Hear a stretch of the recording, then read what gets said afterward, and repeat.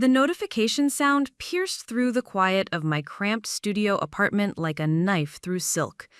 My phone screen glowed in the pre-dawn darkness. Account balance $127.43. 3 months ago, that number had been $47,000. My entire life savings, accumulated through 5 years of 60-hour work weeks, skipped meals, and dreams deferred. I sat on the edge of my unmade bed, the worn cotton sheets still warm from restless sleep, and felt the familiar knot tighten in my stomach. Maya's last text from 2 hours ago still burned on my screen. "Emma, I know it's late, but the bakery equipment payment is due tomorrow.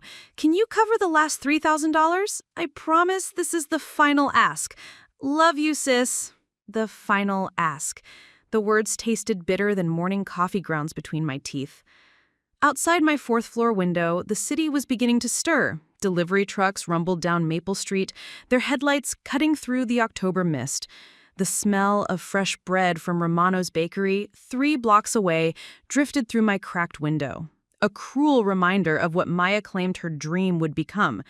Maya's sweet haven, she'd called it.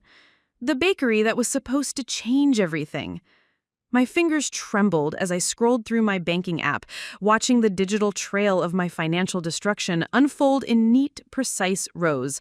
$12,000 for commercial kitchen equipment, $8,500 for the security deposit on her storefront, $6,200 for initial inventory and supplies, $4,800 for permits and licensing. The list scrolled endlessly, each transaction a small betrayal wrapped in sisterly love and desperate promises.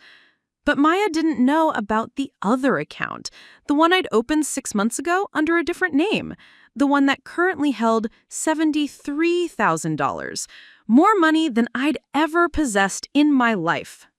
I pulled on yesterday's jeans and a faded Northwestern University sweatshirt, the fabric soft from countless washings. The mirror above my dresser reflected a woman I barely recognized. Hollow cheeks, dark circles beneath green eyes that once sparkled with ambition, auburn hair that hadn't seen a proper salon in months. At 28, I looked older than our mother had at 40. The coffee maker gurgled to life as I fumbled through my morning routine. Steam rose from the cheap ceramic mug, a gift from Maya last Christmas, painted with the words, "World's Best Sister," in cheerful yellow script. The irony wasn't lost on me now. My laptop hummed awake on the small dining table that doubled as my desk. 3 browser tabs opened automatically: my email, the banking portal, and a website I'd grown intimately familiar with over the past 6 months. Sunrise Artisan Bakery. Sophia Chen's bakery. Maya's competition. Sophia's latest Instagram post showed golden croissants arranged like morning sunlight across a marble countertop. The caption read, "Every sunrise brings new possibilities. Thank you to our silent angel investor who believed in our dream when no one else would. Today, we signed the lease for our 2nd location."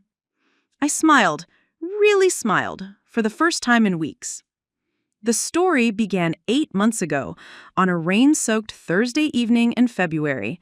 Maya had burst through my apartment door without knocking, her dark hair wild with excitement and Seattle drizzle, clutching a manila folder thick with business plans and dreams. "Emma, you have to see this," she'd exclaimed, spreading papers across my kitchen table with the fervor of a treasure hunter displaying newly discovered gold. Sketches of storefronts, financial projections, supplier contact lists, menu concepts, the detritus of entrepreneurial ambition covered every surface. Maya had always been the dreamer between us. 3 years younger, blessed with our father's charm and our mother's artistic soul, she possessed an infectious enthusiasm that had carried her through art school, 2 failed startups, and a series of relationships with men who promised her the world but delivered disappointment. I, on the other hand, was the practical one. The sister who'd put herself through college with a combination of academic scholarships and late-night waitressing shifts. The one who'd climbed from junior analyst to senior financial consultant at Morrison & Associates through sheer determination and an ability to spot opportunity where others saw only spreadsheets and risk. "Look at these numbers, Em," Maya had said that night. her finger tracing columns of projected revenue. The artisanal bakery market is exploding. People want authentic, handcrafted experiences. They're tired of corporate chains and mass-produced everything. She'd been right about the market. What she'd been wrong about was everything else. I just need initial capital, she'd continued, her brown eyes bright with possibility. The loan applications are taking forever, and there's this perfect space on Pine Street. The owner said if I can put down first month's rent plus security by the end of the month, it's mine. I should have asked more questions. Should have demanded detailed business plans, market research, competitive analysis. Should have insisted on contracts, repayment schedules, legal protection. But Maya was my sister. My only family, since Dad's heart attack 2 years earlier left us orphaned and adrift in ways we were still learning to navigate. "How much do you need?" I'd asked, already knowing I would say yes before hearing the answer. $15,000 to start, just to get the doors open. Once we're operational, the cash flow will handle everything else. 15,000 had become 25,000, then 35,000, then the seemingly endless stream of emergency requests that had drained my savings account like water through a sieve. But Maya didn't know about my other life, my secret project. 3 weeks after Maya's initial request, I'd been conducting routine financial research for a client when I'd stumbled across a small business loan application that had been rejected by every major bank in the city. The applicant? Sophia Chen, a 26-year-old pastry chef with a culinary degree from the prestigious Culinary Institute of America and 5 years of experience at some of Seattle's finest restaurants. Her business plan was immaculate. Market analysis that went 3 layers deep, financial projections that accounted for seasonal fluctuations, economic downturns, and competitive pressure. Supply chain relationships already established with local farms and artisanal producers. A social media strategy that demonstrated understanding of modern consumer behavior. Everything Maya's plan lacked, Sophia's possessed in abundance. The rejection letters were brutal in their honesty. Insufficient collateral, limited prior business ownership experience, oversaturated market conditions.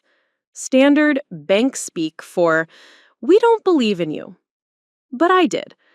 I'd spent 3 sleepless nights researching Sophia's background, her training at La Bernardine in New York, her award-winning dessert menu at Altura, the city's most exclusive fine dining establishment, customer reviews that consistently praised her innovative flavor combinations and artistic presentation. Most importantly, I'd tasted her work. But it was watching Sophia work that convinced me. She moved with the precision of a surgeon and the grace of a dancer. Every interaction with customers was warm but efficient. She remembered returning customers' preferences, asked about their families, made each person feel seen and valued. Maya, in contrast, had never worked in food service, had never managed employees or inventory, had never operated under the pressure of thin margins and demanding customers. That afternoon, I'd made a decision that would change everything. I'd approached Sophia as she was closing her stall, loading empty display cases into a battered Honda Civic. "Excuse me," I'd said, my heart hammering against my ribs.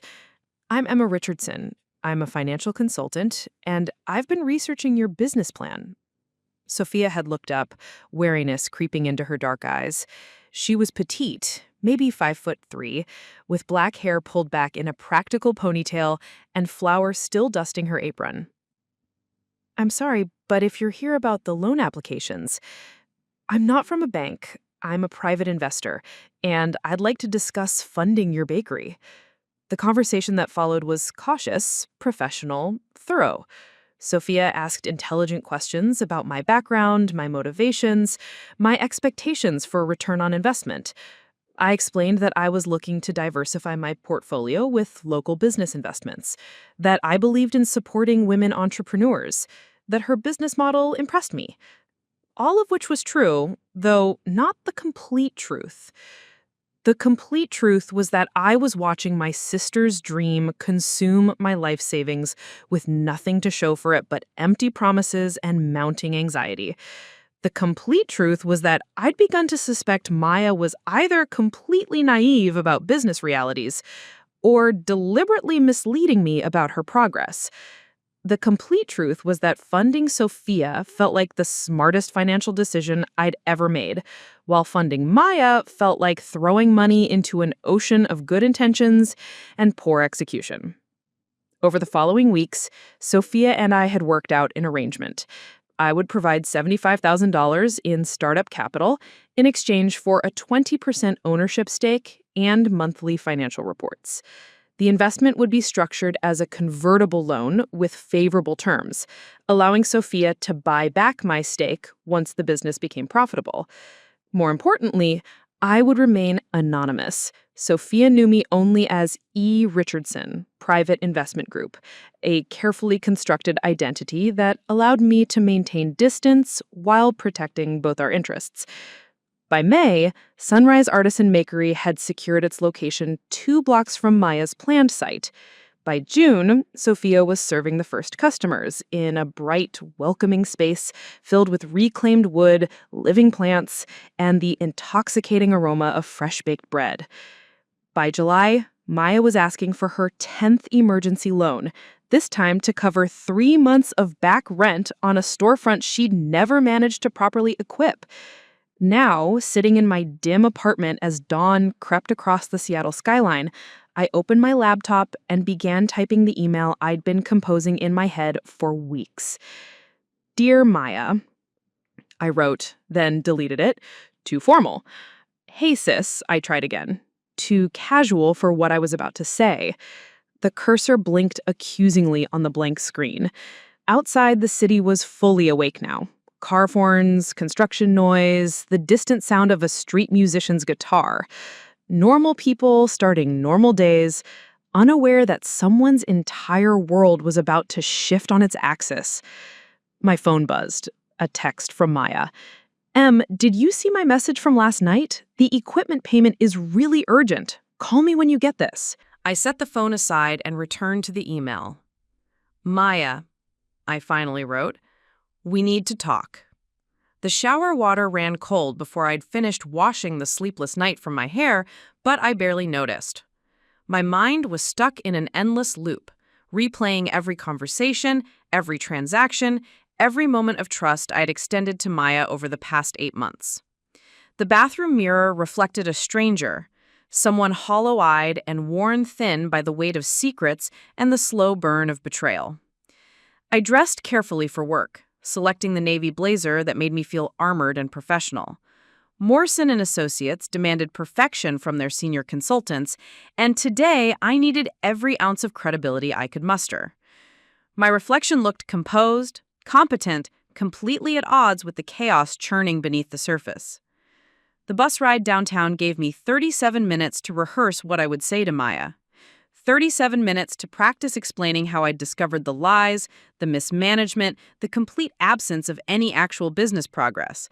But every imagined conversation ended the same way, with Maya's tears, her excuses, her promises that this time would be different. Morrison & Associates occupied 3 floors of a glass tower in the financial district. Its offices designed to intimidate clients into trusting us with their most valuable assets. I'd been working there for 6 years, climbing from junior analyst to senior consultant through a combination of analytical brilliance and an almost pathological attention to detail. My colleagues respected my ability to spot financial red flags others missed. The irony that I had ignored every warning sign with my own sister wasn't lost on me. Emma, you look terrible, said Jennifer Park, my office mate, as I settled at my desk with the largest coffee the lobby cafe offered. Jennifer was everything I wasn't. Stylish, confident, the kind of person who could deliver devastating financial analysis while looking like she'd stepped out of a magazine. Thanks for the pep talk, I replied, powering up my computer. Just haven't been sleeping well. Man troubles? Jennifer's eyebrows rose with interest. She'd been trying to set me up with various eligible bachelors for months, convinced that my romantic life was as neglected as my wardrobe. Sister troubles. Jennifer nodded knowingly. She had 3 sisters herself, all successful professionals who lived in different states and communicated primarily through passive-aggressive text message chains. What's Maya done now? I'd made the mistake of confiding in Jennifer months ago when Maya's requests had first begun escalating beyond my comfort zone. Jennifer's advice had been consistently pragmatic: get everything in writing, demand business updates, set firm boundaries, all of which I had ignored in favor of blind familial loyalty. Nothing new, just the same pattern.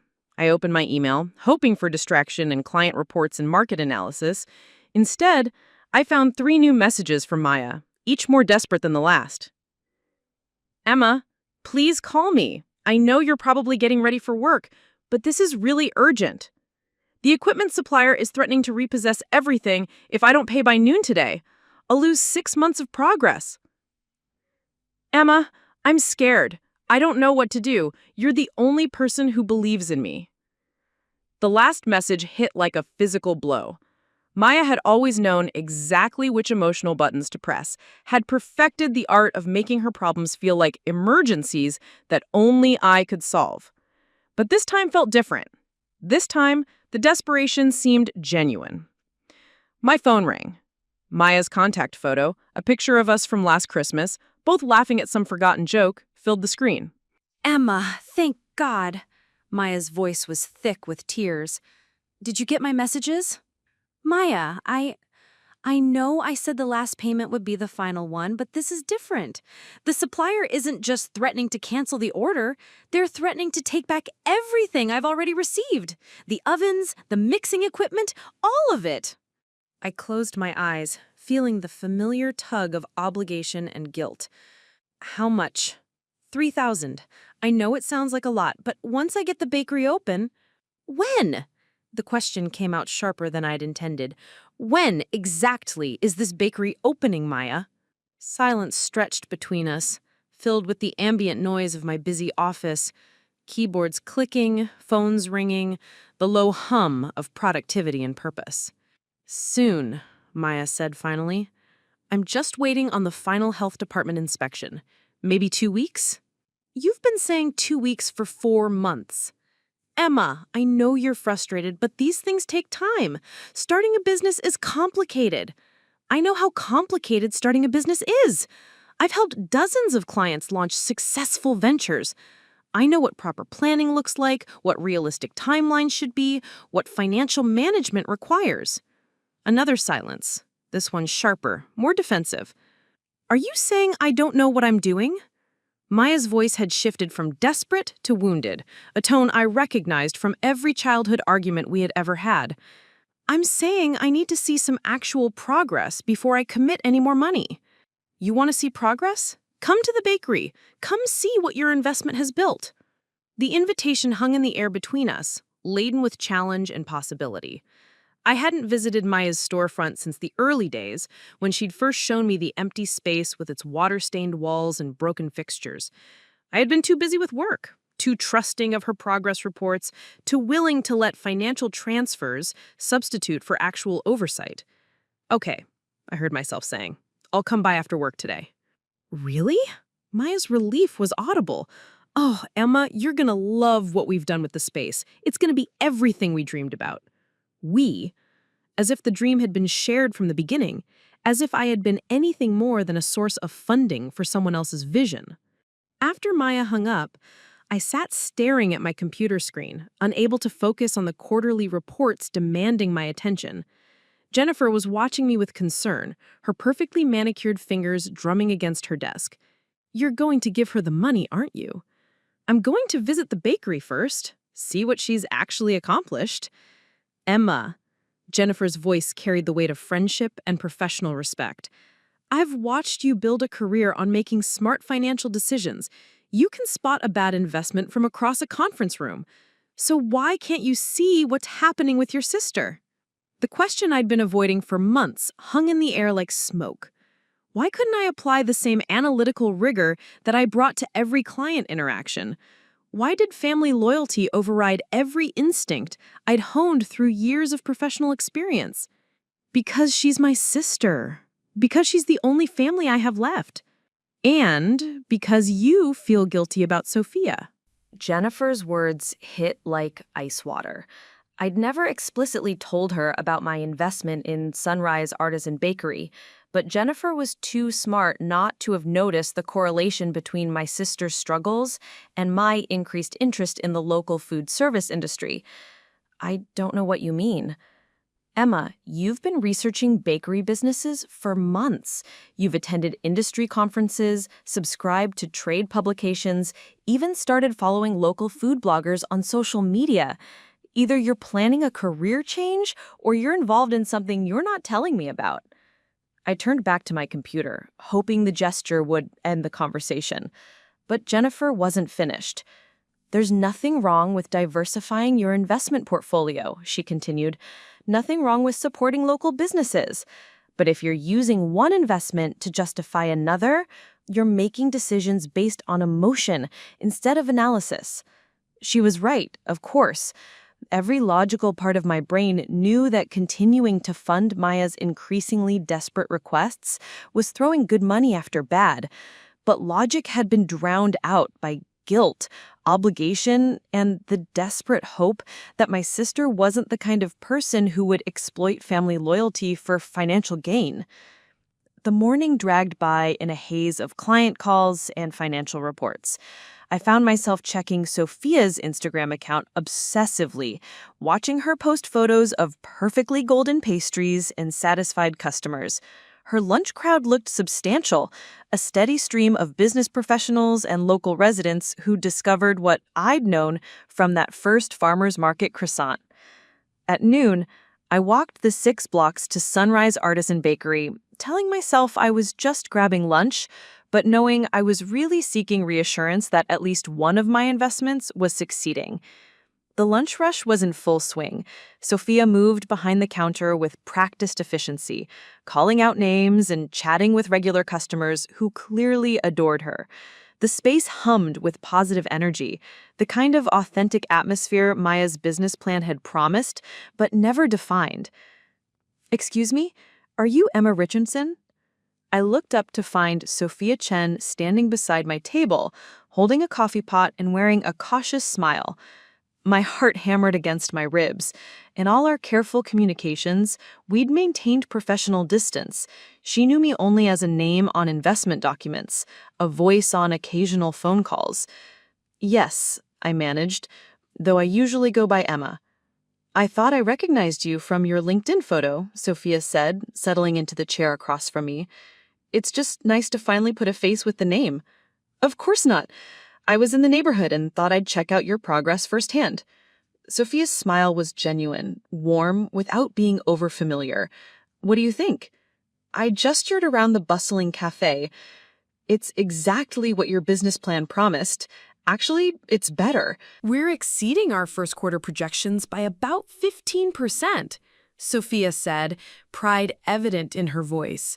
"The lunch crowd has been incredible, and our morning regulars are already talking about catering orders for the holidays." "And the second location?" "Signed the lease yesterday. We'll start build-out next month with a target opening date of January 1st. Sophia's eyes sparkled with excitement. "The new space will let us expand into wedding cakes and specialty orders. There's so much demand, we've been turning away business." I nodded, fighting the urge to compare Sophia's success with Maya's endless delays and excuses. These were two different people with vastly different levels of experience and preparation.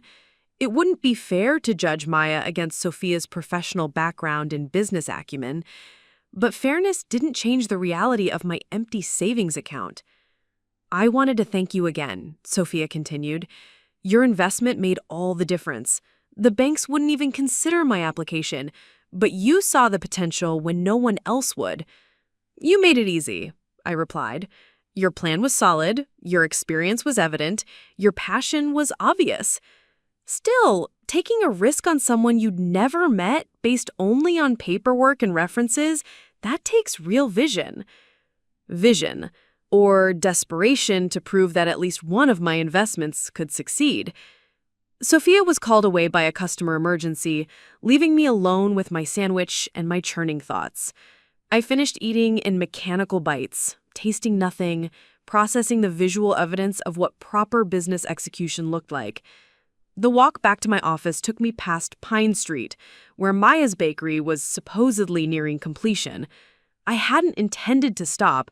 Our meeting wasn't scheduled until after work, but curiosity and dread pulled me toward the address I'd memorized months ago. The storefront was dark, its windows covered with brown paper and construction permits. A small sign in the window read, "Maya's Sweet Haven, coming soon." But the cheerful promise felt hollow against the obvious abandonment of the space.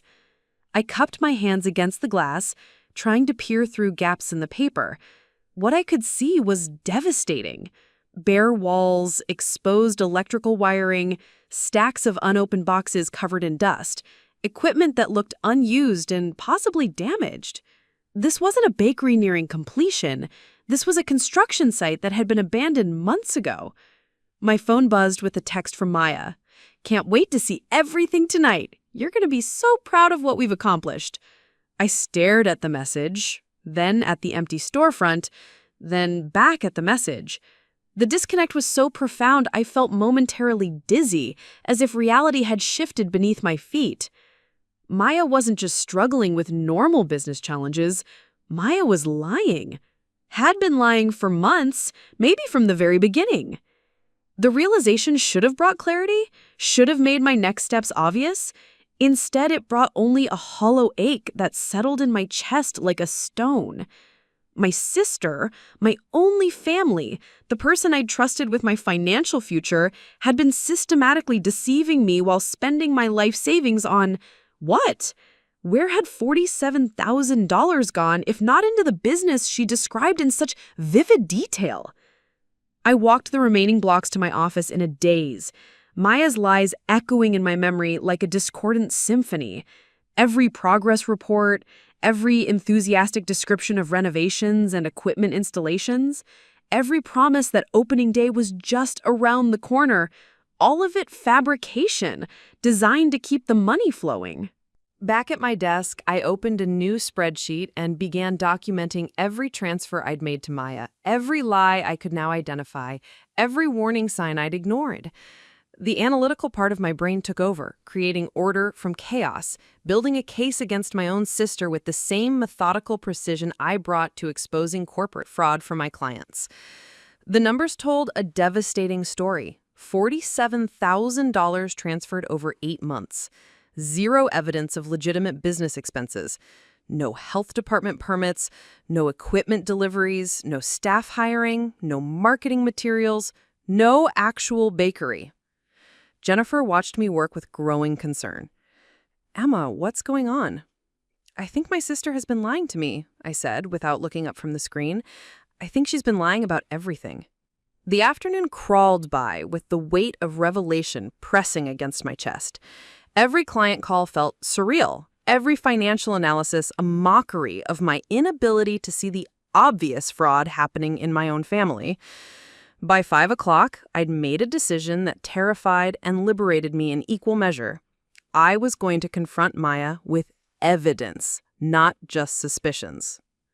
The address Maya had given me for our evening meeting was different from the Pine Street storefront. This address was in Capitol Hill, a trendy neighborhood where successful small businesses actually thrived. Maybe, I told myself during the bus ride across town, I'd been wrong about the Pine Street location. Maybe Maya had moved the business, upgraded to a better space, made real progress I hadn't known about. The address led me to a converted warehouse that housed a dozen small businesses, a yoga studio, a vintage clothing boutique, a craft brewery. And there, wedged between a tattoo parlor and a used bookstore, was a small cafe with "Sweet Maya's" painted in cheerful purple letters across the window. My heart performed a complex dance of relief and confusion. Maya did have a business. There was an actual storefront with actual customers inside, with actual evidence of the dream she'd been describing for months. But as I approached the entrance, details began to register that didn't align with the story I'd been told. The space was tiny, maybe a quarter the size of what she'd described. The equipment visible through the window was clearly used, not the commercial-grade systems she'd claimed to purchase. And the name was wrong. Sweet Maya's, not Maya's Sweet Haven. I pushed through the door, triggering a cheerful bell that announced my arrival. The interior was cramped but warm, filled with mismatched furniture that looked like it had been collected from garage sales. A small display case held maybe 24 pastries, nothing like the extensive offerings Maya had described in her business plan. Jennifer emerged from behind the counter, her face lighting up with genuine joy at seeing me. She looked different than I had expected. Thinner, more tired, but also more confident than I'd seen her in years. She wore a flour-dusted apron over jeans and a t-shirt, her dark hair pulled back in a practical ponytail. "Emma, you found it!" She crossed the small space in 3 steps and pulled me into a hug that smelled of vanilla and exhaustion. "What do you think?" I looked around the cafe, trying to reconcile what I was seeing with the $47,000 I'd invested in her dream. It's cozy. Isn't it perfect? I know it's smaller than what I originally planned, but the rent is so much more reasonable, and the neighborhood is incredible. Look, we've got regulars already, people who come in every day. Emma said carefully, "This isn't what you described to me. The location, the size, the name, none of it matches what you've been telling me for months." Her enthusiasm dimmed slightly. "I know it's different than the original plan, but sometimes you have to adapt. The Pine Street location fell through. The landlord decided to lease to a national Chain instead. But this place became available, and the previous owner left behind most of the equipment, so I didn't have to buy everything new. What happened to the equipment you ordered? The commercial ovens, the industrial mixers? I had to cancel those orders when the Pine Street deal collapsed. Lost the deposits, which was devastating, but Maya, stop. The words came out harsher than I'd intended, silencing the last customer conversation in the cafe. I lowered my voice. Just stop talking for a minute. She stared at me with confusion and growing alarm. Emma, what's wrong? I went by the Pine Street location today. It's been empty for months. The permits in the window are expired, and there's no evidence anyone's been working there recently. Maya's face went through a series of expressions: surprise, defensiveness, calculation, and finally, resignation. Okay, that's true, but... And this place? I gestured around the small cafe. How long has it been open? About 3 months. 3 months. So you've been operating a business for 3 months while telling me you were still waiting for permits and inspections? Maya's shoulders sagged. Emma, let me explain. I'd like that. I'd like you to explain where $47,000 went, if not into the business you described to me. The remaining customers had stopped pretending not to listen. Maya noticed their attention and forced a bright smile. Hey everyone, we're closing a bit early tonight. Thanks for understanding. The forced cheerfulness in her voice made my stomach churn. Even now, confronted with evidence of her deception, Maya was performing rather than being honest. After the customers left, Maya locked the door and flipped the sign to closed. The small space felt even smaller with just the 2 of us and the weight of 8 months of lies between us. Okay, Maya said, leaning against the counter. You want the truth? Here's the truth. Yes, I lied about some things. Yes, the business evolved differently than I originally planned. But Emma, look around. This is real. This is working. $47,000, Maya. Where did it go? Maya was quiet for a long moment, her fingers tracing patterns on the flour-dusted counter. Some of it went into this place, the security deposit, the equipment, the initial inventory. How much? Maybe $15,000. And the other $32,000? Another silence, longer this time. I had debts. Credit cards, student loans, back rent on my apartment. I was drowning, Emma. I couldn't even qualify for a business loan because my credit was so destroyed. The admission hit me like a physical blow. Not just the money, but the scope of the deception. Maya hadn't just exaggerated about business expenses. She'd used my investment to pay personal debts while pretending to build the bakery we'd discussed. So you lied to me about everything. I lied about some things, Maya corrected. But the dream was real. This business is real. Look, she grabbed a manila folder from behind the counter, pulling out what looked like financial statements. We're making money. Not a lot yet, but we're profitable. I took the papers, scanning the handwritten ledger that Maya apparently used for bookkeeping. The numbers were modest, but positive. Daily sales ranging from $200 to $400, expenses that seemed reasonable for a small operation. Maya, this is great, but it doesn't change the fact that you lied to me for months while spending my life savings. Your life savings that you never actually needed. The words came out in a rush, as if Maya had been holding them back for months. Emma, you live in a studio apartment and wear the same clothes you bought 5 years ago. You work 70 hours a week and never take vacations. What were you saving all that money for? The question stung because it was fair. I hadn't been saving for anything specific, just accumulating money out of a vague sense that financial security was the only security that mattered. But that didn't give Maya the right to decide how my money should be spent. That's not the point, I said. The point is that you asked to borrow money for a specific purpose, then used it for something completely different without telling me. And if I'd told you the truth, if I'd said I needed $30,000 to pay off credit card debt and maybe $15,000 to start a small cafe, would you have given it to me? The honest answer was no.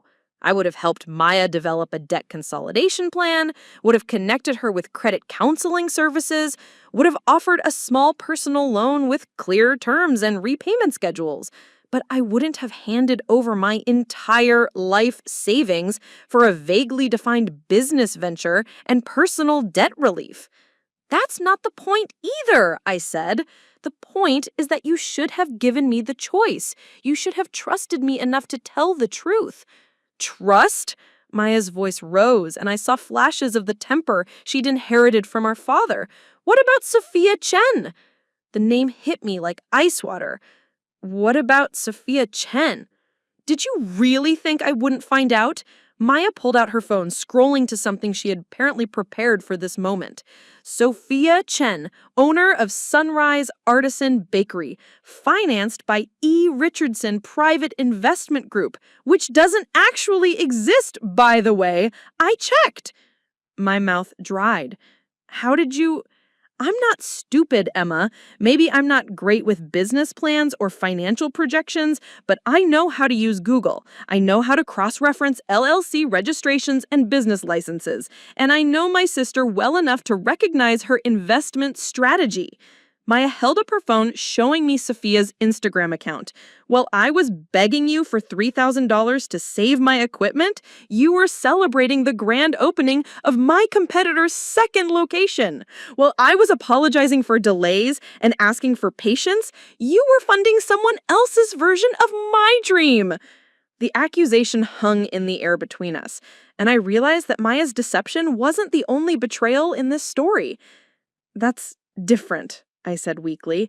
How is it different? Because Sophia had a real business plan.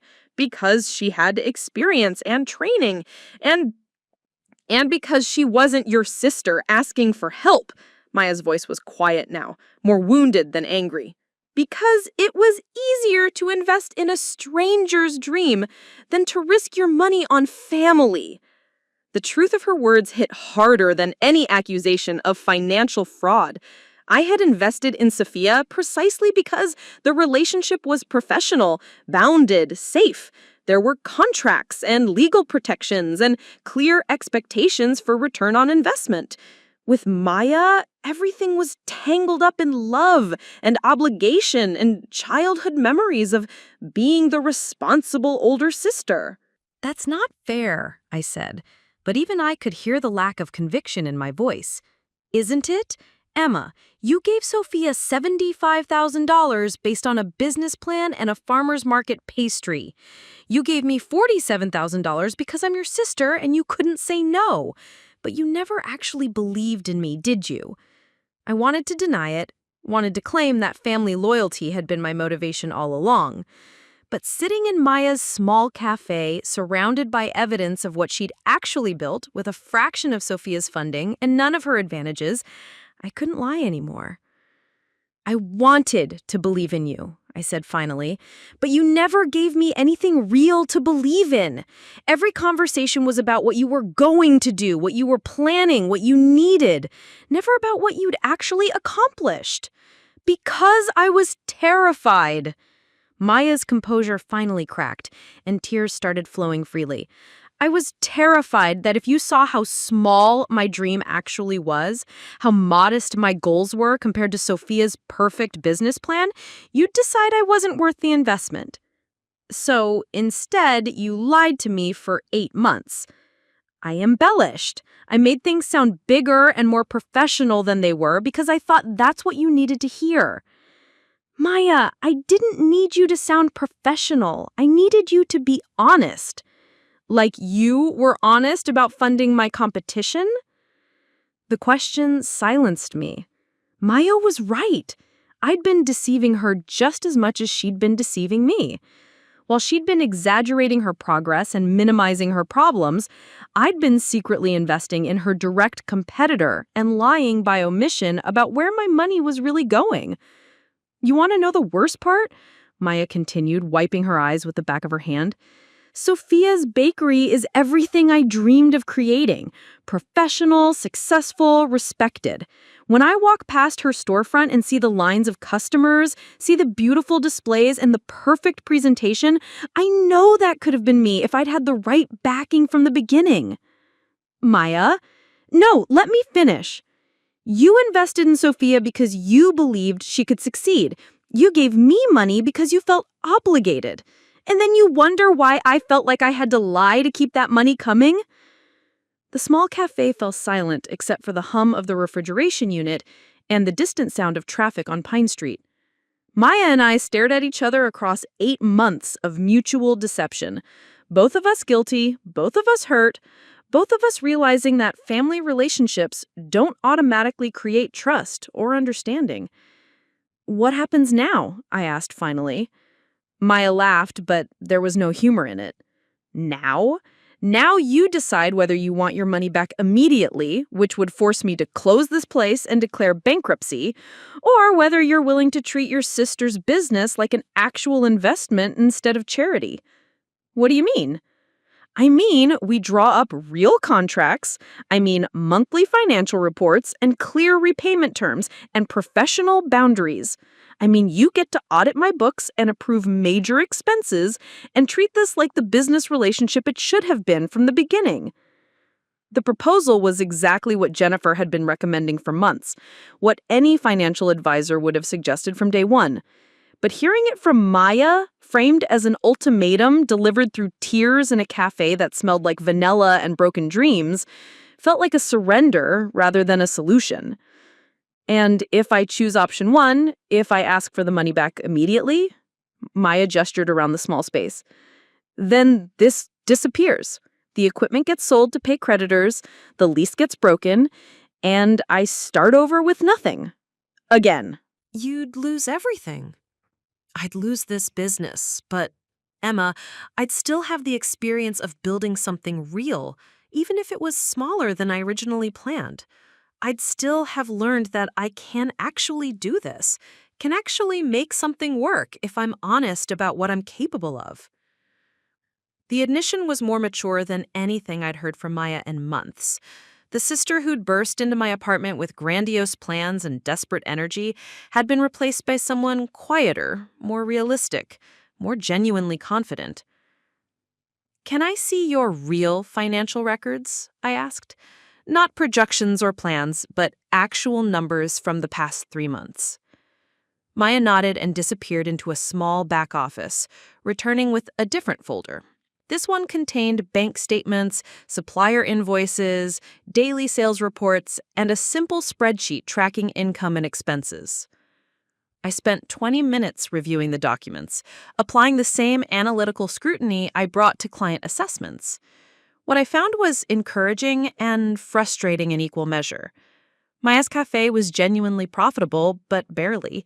She was earning enough to cover operating expenses and her personal living costs, but not enough to repay debts or expand operations. Your food costs are too high, I said, pointing to a column of supplier invoices.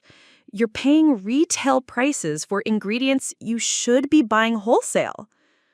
I know, but the wholesale minimums are too big for our volume. What about partnering with other small restaurants, sharing bulk orders? Maya blinked. I hadn't thought of that. And your pricing is inconsistent. You're charging the same for a simple muffin and a complex pastry that probably takes 3 times longer to make. I was trying to keep everything affordable. Maya, you're running a business, not a charity.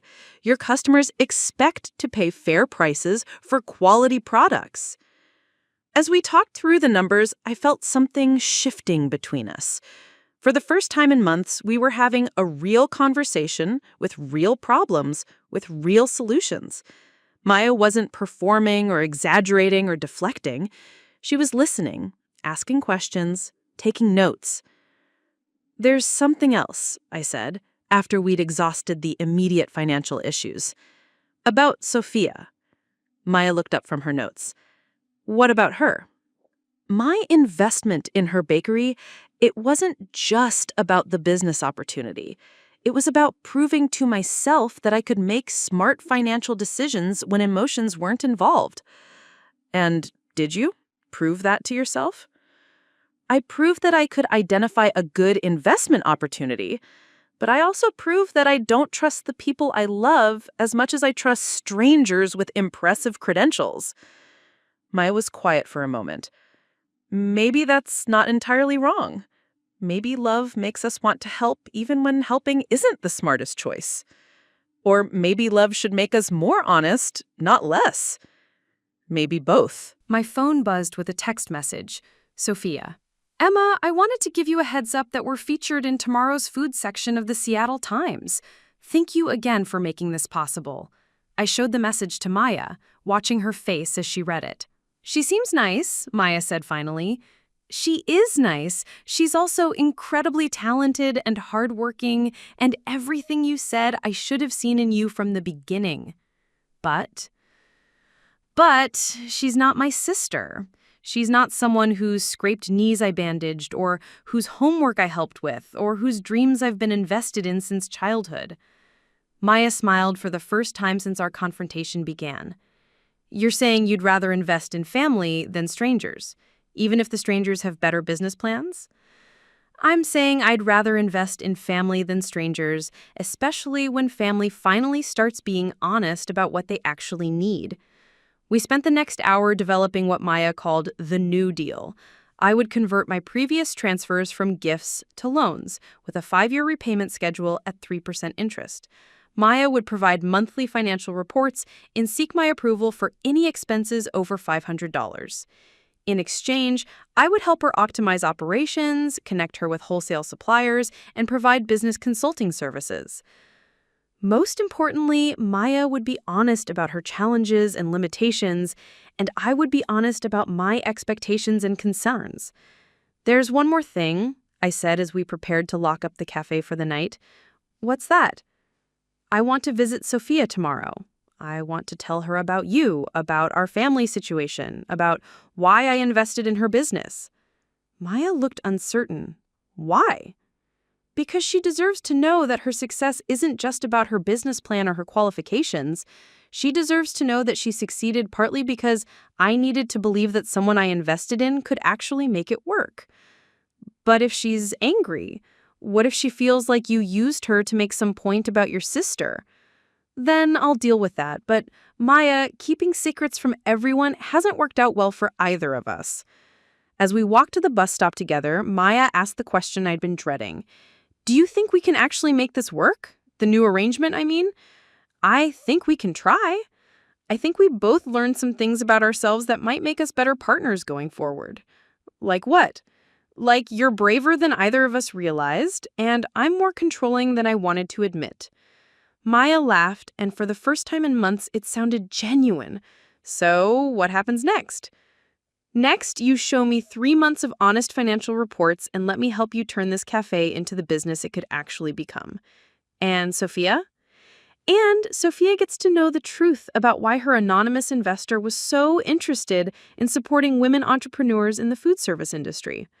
The bus ride home was quiet, both of us lost in thought about the new reality we'd created.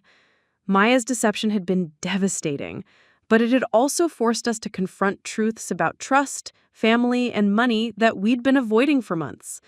As we parted ways at my stop, Maya grabbed my arm. "Emma, I really am sorry about the lies, about taking advantage of your trust, about all of it."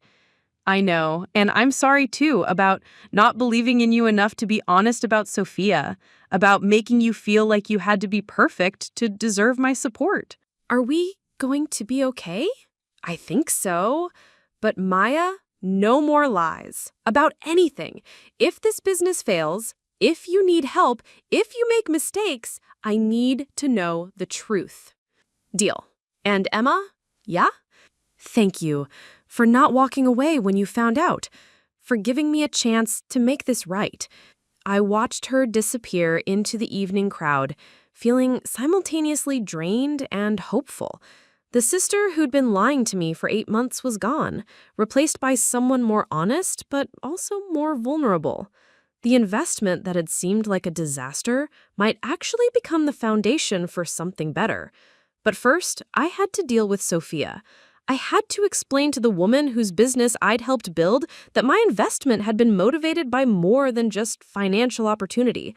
I had to admit that her success had been tangled up in my family dysfunction from the very beginning.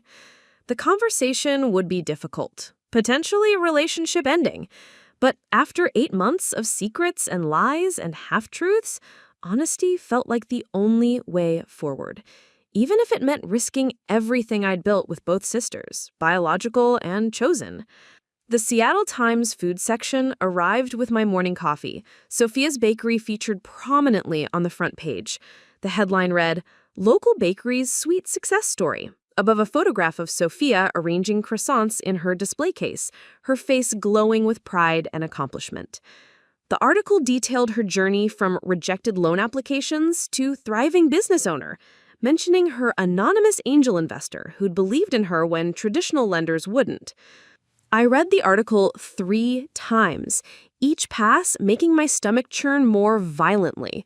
The reporter had interviewed several customers who praised Sophia's dedication, her community involvement, her ability to remember everyone's names and coffee preferences. There was a quote from a local business association president calling Sophia exactly the kind of entrepreneur our neighborhood needs. Everything the article described was true. Sophia was remarkable, her business was thriving, her impact on the community was genuine. But the foundation of her success, my investment, was built on motivations I'd never fully admitted to myself, let alone to her. I dressed carefully for work, knowing that today would require every ounce of professional composure I could muster. The morning routine felt like armor: navy suit, conservative makeup, hair pulled back in a style that suggested competence and reliability. I looked like someone who made smart decisions based on careful analysis, not someone whose personal investments were tangled up in family drama and emotional manipulation. Morrison and Associates buzzed with its usual energy, but I found it impossible to concentrate on client portfolios and market reports. Every analysis felt hypocritical when I couldn't even properly analyze my own financial decisions. Jennifer noticed my distraction immediately. "How did it go with Maya last night?" she asked as she settled at her desk with her morning latte. "Better and worse than I expected."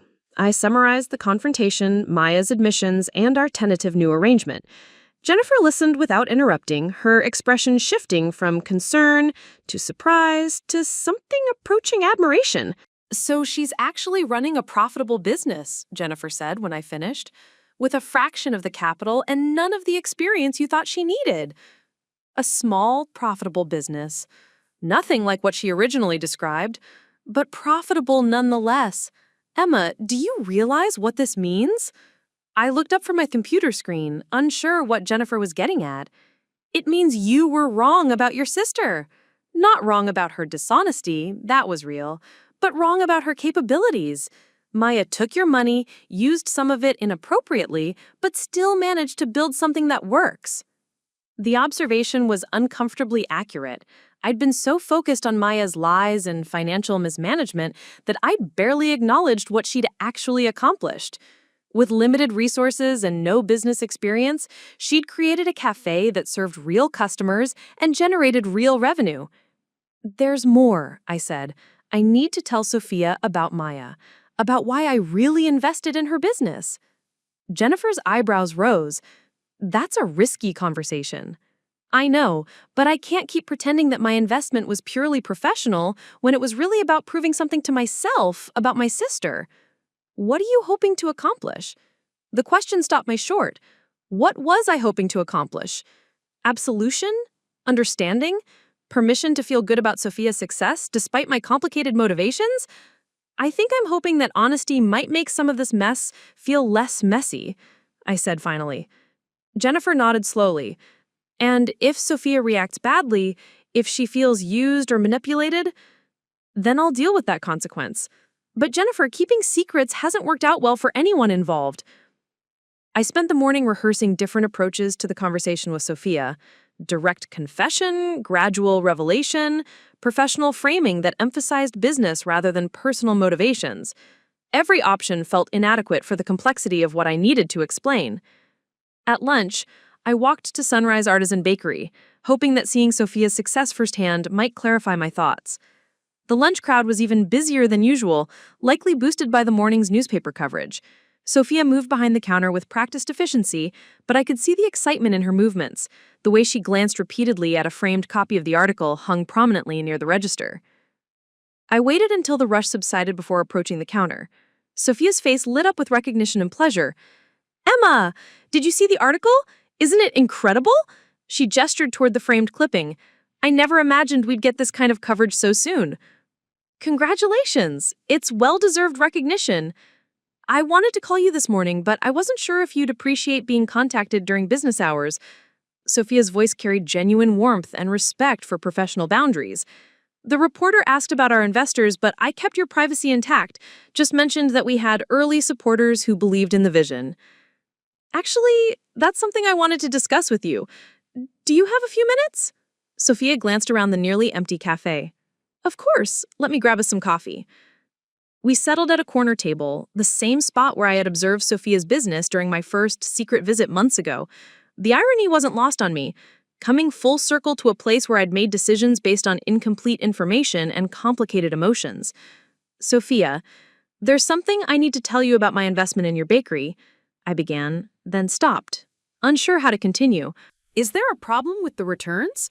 Because the quarterly reports show—" "No, nothing like that. The investment is performing exactly as projected. Better, actually." I took a breath, then plunged ahead. "The issue is with my motivations for investing in the first place." Sophia's expression shifted from confusion to concern. "I'm not sure I understand. When I first approached you about funding, I told you I was looking to diversify my portfolio with local business investments. That was true, but it wasn't the whole truth. I explained about Maya, about the months of financial requests, about my growing frustration with my sister's lack of progress. I described discovering Sophia's rejected loan applications and seeing her business plan as everything Maya's lacked. I admitted that investing in Sophia had been partly about proving to myself that I could identify worthy entrepreneurs when family emotions weren't clouding my judgment. Sophia listened without interrupting, her expression growing more troubled as my confession continued. "So you invested in my business to make a point about your sister?" she said when I finished. "Not entirely. Your business plan was genuinely impressive. Your experience was exactly what lenders should have been looking for. Your vision was clear and achievable. But yes, part of my motivation was about Maya." "Part of your motivation. What percentage would you say? 50% about proving something regarding your sister, 50% legitimate business interest?" The question was fair and devastating. "I don't know. Maybe 60-40, 70-30? I genuinely believed in your potential, but I also needed to believe that someone I invested in could actually succeed. Sophia was quiet for a long moment, her fingers tracing patterns on the table's wooden surface. The cafe hummed around us with the quiet energy of a successful business. Customers chatting, the espresso machine hissing, the gentle bustle of productive commerce. "I'm trying to understand why you're telling me this now," Sophia said. "Are you having second thoughts about the investment? Do you want to restructure our agreement?" "No, nothing like that. I'm telling you because I've spent the past 8 months keeping secrets from the people I care about, and it's been destructive for everyone involved." "The people you care about," Sophia's voice was careful, neutral, "including me." The statement caught me off guard. In focusing on my relationship with Maya, I'd barely considered that Sophia and I had developed something beyond a professional investor-entrepreneur dynamic. But over months of phone calls and progress reports and shared excitement about the business's success, something resembling friendship had emerged. "Yes," I said, "including you." "Emma, I appreciate your honesty, but I have to ask, if your investment was partly about your sister, does that make my success less legitimate? Does it mean I didn't actually earn this on my own merits?" The question hit at the heart of my fears about this conversation. Your success is entirely legitimate. You built this business through your talent, your hard work, your dedication. My motivations don't change what you've accomplished. "But they change what your support meant," Sophia said. "I thought you invested in me because you saw potential that others missed. Now I'm learning that you invested in me partly because someone else disappointed you." "Sophia, that's not—" I started, then stopped. Because she was right. My investment in her business had been tangled up with my disappointment in Maya from the beginning. Even Sophia's success was entirely her own achievement. The foundation of that success, my financial backing, had been compromised by motivations I had never disclosed. "I'm not angry," Sophia continued. "Disappointed, maybe, but not angry. You've been a supportive investor. You've honored every aspect of our agreement, and you've given me opportunities I never would have had otherwise. But it changes how I understand our relationship. I thought we were partners who'd found each other through mutual professional respect. Now I'm learning that we're partners partly because your sister created an emotional need for you to prove something to yourself." The distinction was subtle but significant.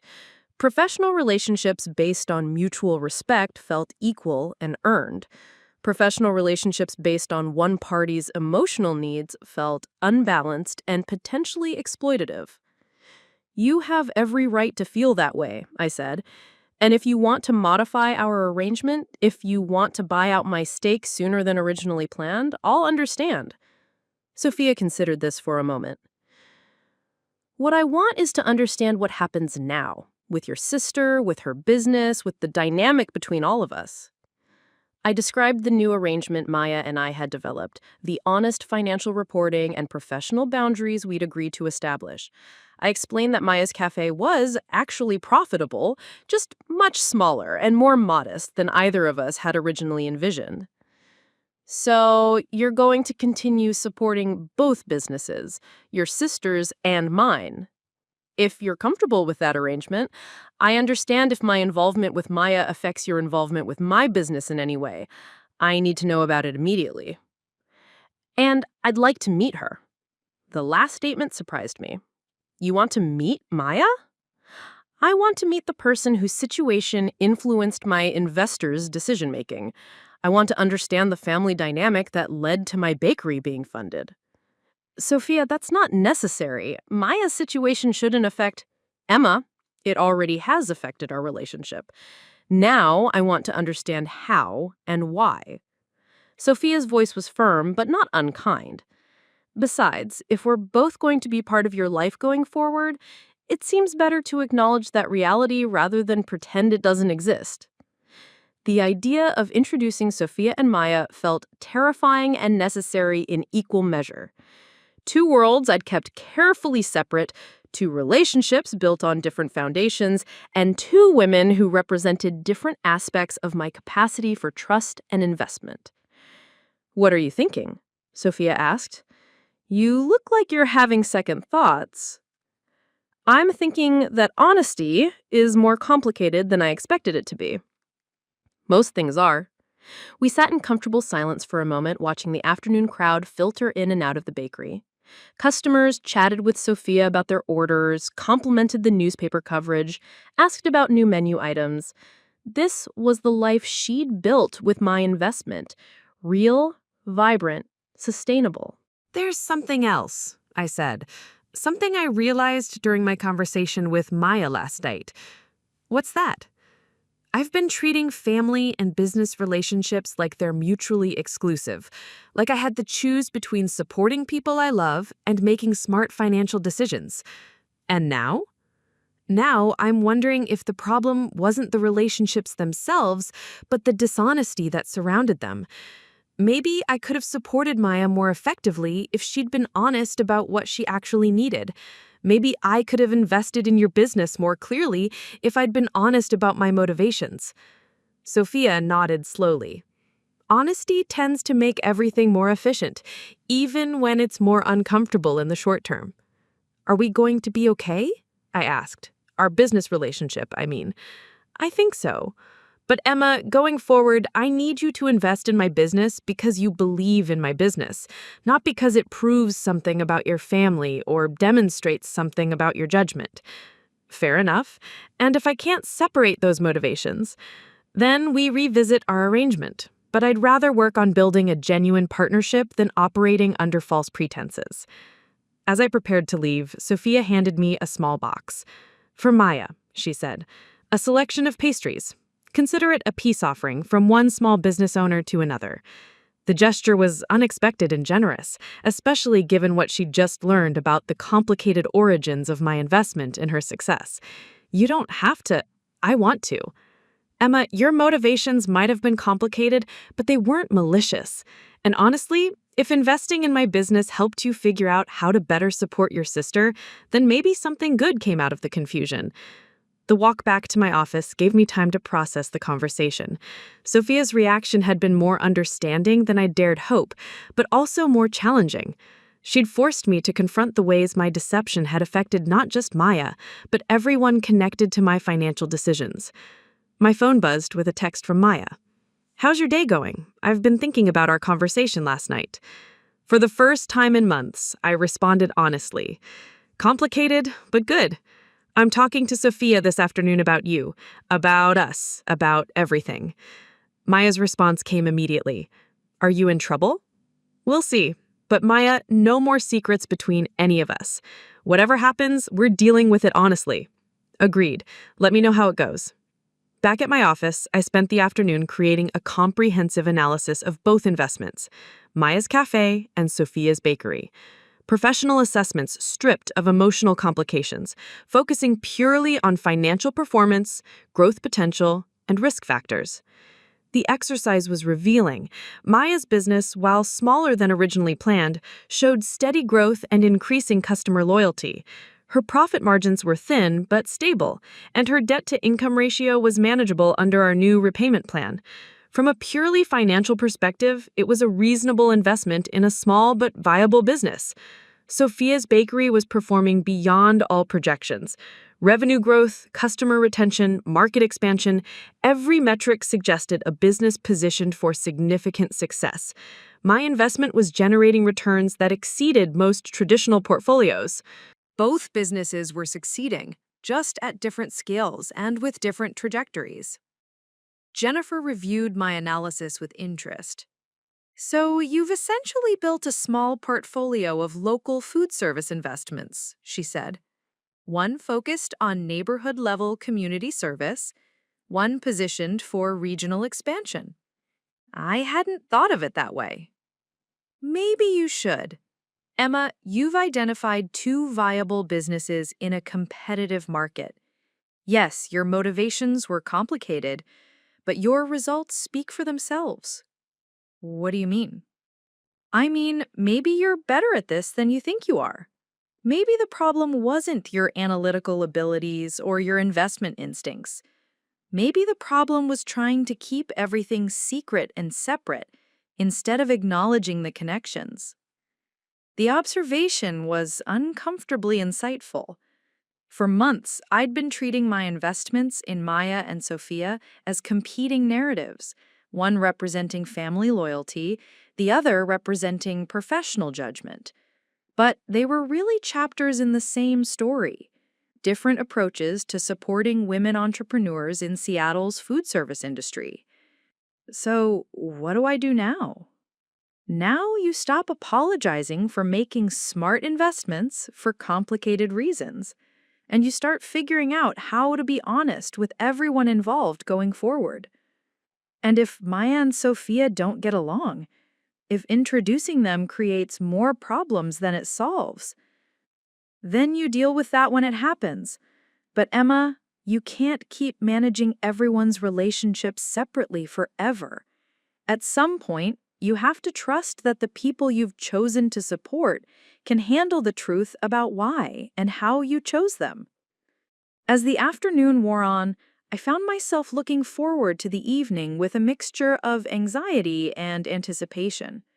Tonight, I would introduce Maya and Sophia, two women whose success had become intertwined through my complicated family dynamics and financial decisions. It felt like the beginning of something new, messier than the neat professional boundaries I'd tried to maintain, but potentially more honest than anything I'd built before. A tale of lies, love, money, and the accidental discovery that honesty really does make everything more efficient. Emma Richardson thought she was being a good sister. When Maya burst into her Seattle apartment that fateful evening, desperate for $47,000 to save her struggling cafe, Emma didn't hesitate. Her younger sister had always been the dreamer of the family, passionate, creative, but admittedly terrible with money. So when Maya claimed she needed funds for essential bakery equipment, Emma wrote the check, despite her own financial anxieties. What Emma didn't know was that Maya was lying. The money wasn't for equipment at all. Maya had been secretly planning to transform her small Capitol Hill cafe into an artisanal bakery with complete expensive renovations and premium ingredients. She'd convinced herself that if she could just show Emma the results, her sister would understand. But as weeks turned to months, the deception became harder to maintain. Meanwhile, Emma was facing her own crisis of confidence. Despite years of success as a financial consultant, she'd been questioning her ability to identify good investments.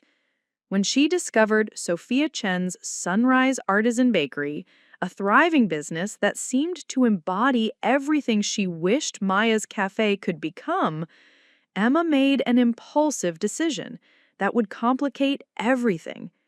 She invested in Sophia's business without telling Maya. For months, Emma found herself living a double life. She was secretly funding two competing bakeries, supporting both her sister's dreams and what she saw as a superior business model. The stress was overwhelming. Her savings account was depleted, her sleep was disrupted, and she was constantly anxious about the financial risks she'd taken.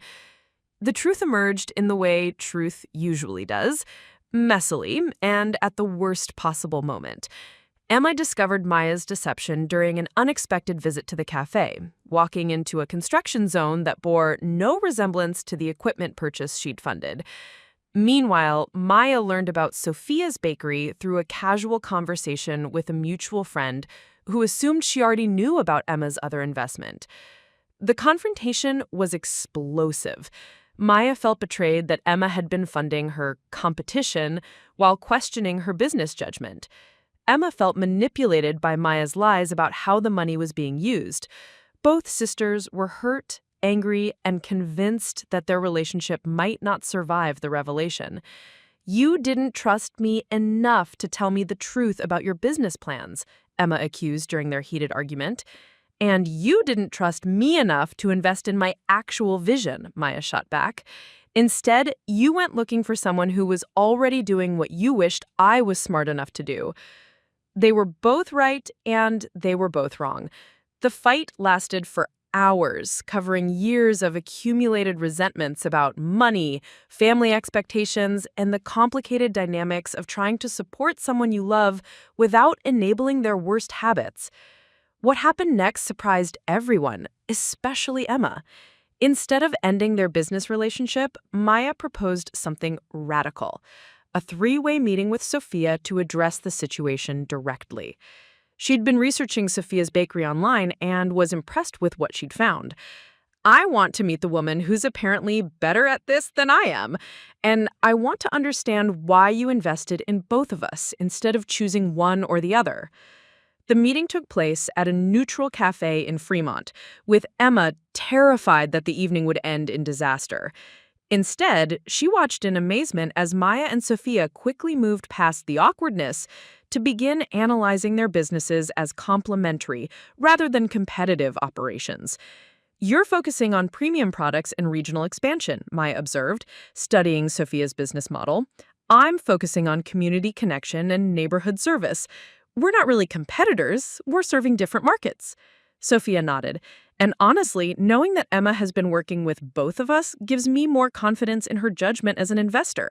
She's identified two different but viable approaches to food service success." By the end of the evening, Maya and Sophia had exchanged business cards and begun discussing potential collaboration opportunities. Emma, who had expected to spend the night managing conflict between two angry women, instead found herself listening to plans for strategic partnership. The partnership that emerged was unlike anything Emma had anticipated. Maya and Sophia combined their operations in ways that leveraged each other's strengths. Sophia's bakery handled large catering orders that exceeded Maya's kitchen capacity, while Maya's cafe provided satellite services for Sophia's second location. Emma transitioned from trying to manage two separate investments to advising on an integrated business strategy. More importantly, they established new communication protocols. Instead of managing relationships separately, all three women committed to direct, honest conversations about challenges, opportunities, and concerns. They created formal business agreements that acknowledged their personal relationships while maintaining professional boundaries. "We realized that our family dynamics were already affecting our business relationships," Sophia explained to a reporter months later. "The question wasn't whether to mix family and business. We'd already done that. The question was how to do it well." The results exceeded everyone's expectations. Within 6 months, both businesses were thriving beyond their individual projections. Maya's cafe expanded to 3 locations. Sophia's bakery became a regional brand, and Emma discovered she had genuine talent for identifying and supporting food service entrepreneurs. Word of their unusual partnership began attracting attention from other families struggling with similar challenges. Business publications wrote articles about their approach. Other investors asked for advice about managing family business relationships. Academic researchers reached out to study their communication strategies. "We kept getting calls from people who said, 'We read about what you did, and we're wondering if you could help us figure out how to support each other without destroying our relationships,'" Emma recalled. The demand led to the creation of Richardson Food Service Partners, which quickly evolved into the Richardson Family Business Institute. What had started as one family's financial crisis had become a consulting practice serving hundreds of families across the Pacific Northwest. Their approach was revolutionary in its simplicity. Instead of trying to separate emotion from business decisions, they taught families how to acknowledge and manage emotional dynamics more effectively. Instead of avoiding difficult conversations about money and expectations, they provided frameworks for having those conversations productively. Most family business education focuses on managing conflict after it occurs. We focus on preventing conflict through proactive communication about what everyone actually needs. The breakthrough that surprised them most came when Dr. Sarah Kim from the University of Washington contacted them for developing a case study. Their story had become a model that other cities were trying to replicate, and academic researchers wanted to understand the broader implications of their approach. The integration of emotional intelligence with financial analysis suggests that acknowledging emotional factors might actually lead to better business outcomes, not worse ones. The case study led to speaking engagements, which led to a book deal. Mixing Business with Family: How Honest Relationships Create Better Investments became a bestseller in the family business category, generating requests for consultation from families around the world. The pinnacle came 10 years after that first desperate phone call about bakery equipment, when the International Family Business Research Institute in Barcelona awarded them the Global Innovation in Family Enterprise Award for their pioneering work in emotionally intelligent business relationships. Standing before an audience of 800 family business experts from 37 countries, Emma reflected on the journey that had brought them to this moment. 10 years ago, my sister lied to me about where $47,000 was going, and I secretly funded her competitor. Today, we're going to talk about how that disaster became the foundation for a business model that's helped thousands of families build stronger relationships through honest investment partnerships. The Richardson Family Business Institute now employs 35 people and supports family business partnerships across 6 continents through their International Fellowship Program. They've consulted with everyone from small family restaurants to multi-generational corporations, always applying the same core principles they discovered through their own messy experience.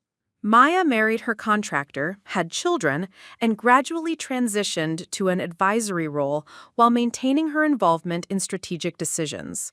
Sophia expanded her bakery empire and became a sought-after speaker on sustainable business growth. Emma quit her consulting job to focus full-time on family business relationships, finding work that felt like genuine calling rather than professional obligation.